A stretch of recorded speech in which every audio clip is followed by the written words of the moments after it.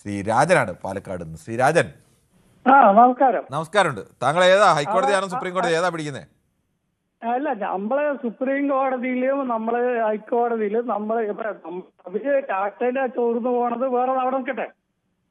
പാവങ്ങള് supreme കോടതിയിലും ഹൈക്കോടതിയിലും കൊടുത്ത കേസുകള്, എന്റെ കേസ് 2011 ഹൈക്കോടതിയിൽ കൊടുത്ത 2011 ഇതുവരെ ഒന്നും ആയില്ല.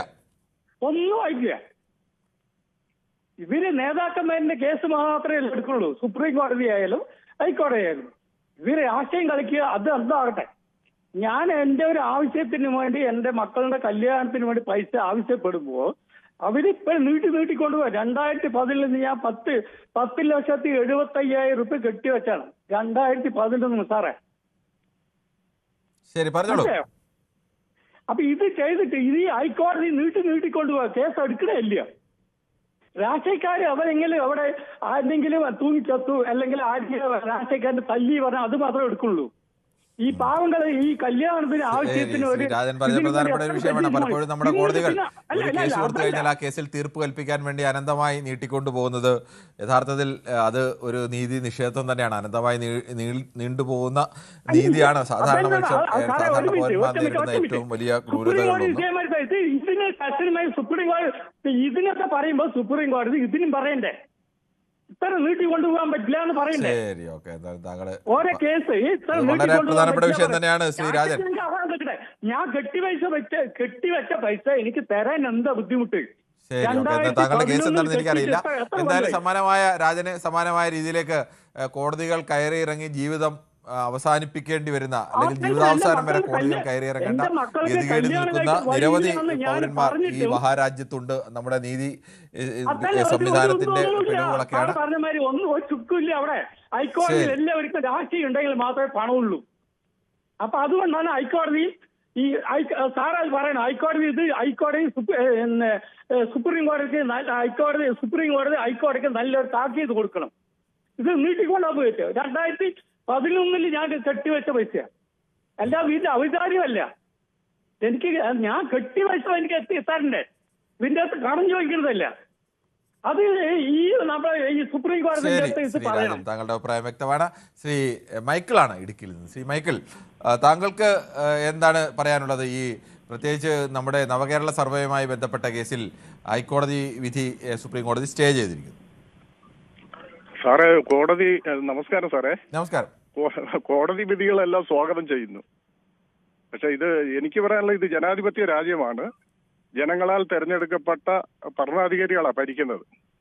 അവരാണ് നമ്മുടെ നാടിന്റെ വികസനവും നാട് എങ്ങനെ പോകണമെന്ന് തീരുമാനിക്കുന്ന അവരാ. അവര് തീരുമാനിച്ചാണ്. അവര് ഈ ജനങ്ങളുമായിട്ട് അഭിപ്രായം ചോദിക്കുന്നവരോട് എനിക്ക് യോജിപ്പാണുള്ളത്. എനിക്കും ഒരു മെസ്സേജ് വന്നിട്ടുണ്ട്. ഞാനത് സ്വാഗതം ചെയ്യുന്നു. കാരണം എന്നാണെന്നറിയാവോ, ഒരു പെട്ടിക്കടയിൽ പോയാൽ ഇന്ന് നമ്മുടെ ഇതൊക്കെ എടുക്കാം. പെട്ടിക്കടയിൽ പോയാലും അവൻ നമ്മുടെ നമ്പർ ചോദിച്ച്, ഒരു ആശുപത്രിയിൽ പോയാലും നമ്മുടെ നമ്പർ ചോദിച്ച്, എവിടെ പോയാലും ഫോൺ നമ്പർ ഇല്ലാത്ത ഒരു കളിയില്ല. നമ്മുടെ ഫോണിൽ നോക്കിയാൽ അറിയാം, 100 കണക്കിന് മെസ്സേജുകളാണ് വരുന്നത്. ഇത് നമ്മൾ ആലോചിക്കുന്നത് എവിടെ നിന്നാണ് വരുന്നത്, ഇതാരാണ് നമ്മുടെ ഫോൺ നമ്പർ കൊടുത്തതെന്ന് നമ്മൾ ഞെട്ടിപ്പോവുക. ആ ഒരു കാലമാണ്. അങ്ങനെ ഇരിക്കുമ്പോഴാണ് ഇവിടുത്തെ ഭരിക്കുന്ന സർക്കാർ, ജനങ്ങളാൽ തെരഞ്ഞെടുക്കപ്പെട്ട ഈ നാട്ടിലെ ഭരണാധികാരികള് അവരുടെ ജനങ്ങള് അല്ലെങ്കിൽ കേരളത്തിലെ ജനങ്ങളോട് പറയുന്ന കാര്യം പറയുമ്പോഴാണ് ഇത്ര വലിയ പ്രശ്നം വരുന്നത്. എനിക്ക് കഴിഞ്ഞ തെരഞ്ഞെടുപ്പിൽ, പാർലമെന്റ് തെരഞ്ഞെടുപ്പിൽ ഒരു സ്ഥാനാർത്ഥി എന്റെ പേരിൽ ഇതുപോലെ ഇത് വിട്ടിട്ടുണ്ടായിരുന്നു. ഞാനും പോവല്ലോ കോടതിക്ക്, എന്റെ ഇത് ചെയ്തിട്ടുണ്ട്. അങ്ങനെ ഒത്തിരി പേരാണ്. അങ്ങനെയുള്ള കാലഘട്ടമാണ്. ഇത് എല്ലാം വെറും ഒരു LDF ഇനി അടുത്ത പ്രാവശ്യം 100 സീറ്റോടെ തിരിച്ചു വരും. ഇത് വലിയൊരു തിരിച്ചടിയായിരിക്കും കോൺഗ്രസിന്. അതെ, എനിക്ക് പറയാനുള്ള അഭിപ്രായം വളരെ വ്യക്തമാണ്. നമുക്ക് വളരെ വേഗത്തിൽ ചില യൂട്യൂബ് കമന്റുകളിലേക്ക് കൂടി ഒന്ന് പോകേണ്ടതുണ്ട്. ജയകുമാർ പറയുന്നു, നമസ്കാരം, അവസാന കച്ചിത്തുരുമ്പായിരുന്നു, അതും പോയി എന്ന് പറയുന്നു. 10 കൊല്ലം കൊണ്ട് തിരിച്ചടി മാത്രമേ ഉള്ളൂ എന്ന് പ്രമോദാണ് പറയുന്നു. 3 പീഡനക്കാരന് മുൻകൂർ ജാമ്യം കിട്ടുന്ന കാലം എന്ന് പറയുന്നത് ഏതാണെന്ന് എനിക്ക് മനസ്സിലായില്ല. അതോടൊപ്പം തന്നെ ശ്രീ മോഹൻ പറയുന്നു, മന്ത്രിയെ കാണാനില്ലെന്ന് പോലീസ് കോടതിയിൽ നിന്നോ എന്തായിരുന്നു.